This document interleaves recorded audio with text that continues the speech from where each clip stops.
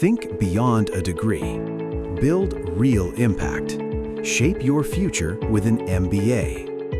From IILM University.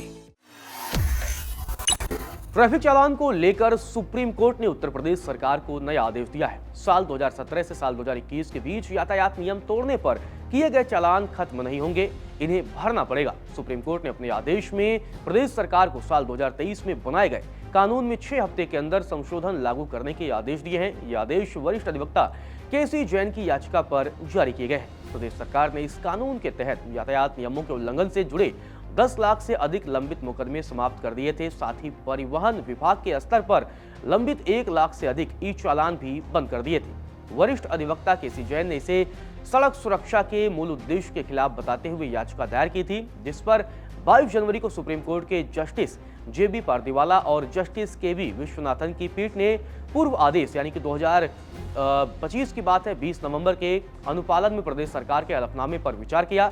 इसमें सरकार ने बताया था कि 9 जनवरी 2026 को मुख्य सचिव की अध्यक्षता में हुई बैठक में फैसला लिया गया कि 2023 के कानून में संशोधन कर कुछ श्रेणियों के अपराधों को इसके दायरे से बाहर किया जाएगा।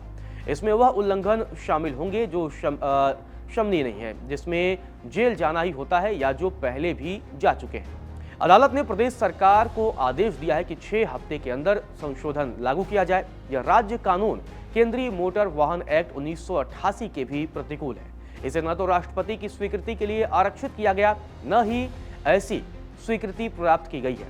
इस मामले में अगली सुनवाई 9 अप्रैल 2026 को होगी। अधिवक्ता केसी जैन ने याचिका में कहा है कि राज्य सरकार ने साल 1977 से लेकर 2023 के बीच 5 अलग अलग कानून समय समय पर बनाए हैं। इनके जरिए से ट्रैफिक नियमों के उल्लंघन के मुकदमे 44 साल की लंबी अवधि में बार बार खत्म किए जाते रहे, जबकि पूरे देश में सड़क हादसों में सबसे ज्यादा मौतें उत्तर प्रदेश में होती हैं। इसके बावजूद चालान माफ क्यों किए गए, ये बड़ा सवाल उन्होंने उठाया, जबकि अदालत पहले ही टिप्पणी कर चुकी है कि भारत में ट्रैफिक अनुशासन बड़ी चुनौती है। सड़क हादसों में बहुत जानें जाती हैं। ऐसे में चालान खत्म करना कानून का उद्देश्य विफल कर देता है। अदालत में न्याय मित्र वरिष्ठ अधिवक्ता गौरव अग्रवाल ने आशंका जताई कि राज्य सरकार का सुझाया संशोधन भी व्यवहारिक रूप से समस्या का समाधान नहीं करेगा। स्थिति यथावत बनी रह सकती है।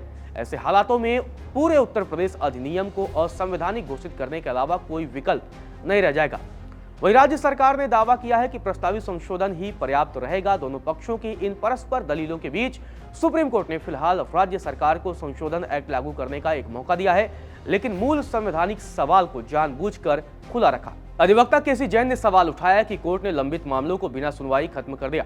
उन लोगों के साथ अन्याय है जिन्होंने नियमों का पालन किया अथवा जुर्माना अदा किया। अधिवक्ता जैन ने बताया कि यह आदेश केवल उत्तर प्रदेश तक ही सीमित नहीं है, पूरे देश के लिए एक स्पष्ट संकेत है कि सड़क सुरक्षा के नाम पर बनाए गए कानूनों को प्रशासनिक सुविधा के लिए कमजोर नहीं किया जाना चाहिए। ऐसे मामलों की सुनवाई जरूर होनी चाहिए। मोटर वाहन अधिनियम के तहत अपराध केवल छोटे चालान नहीं है, बल्कि वे मानव जीवन और सार्वजनिक सुरक्षा से जुड़े हुए मामले हैं।